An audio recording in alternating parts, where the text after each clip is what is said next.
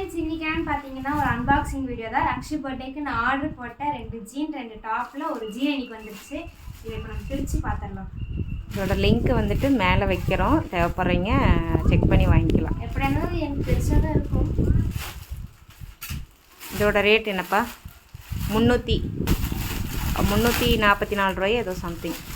நான் வந்துட்டு ஒரு ஸ்ட்ரெயிட் ஃபிட் ஜீனு ஒரு பிளாசோ ஜீன் தான் ஆர்டர் போட்டிருந்தேன்.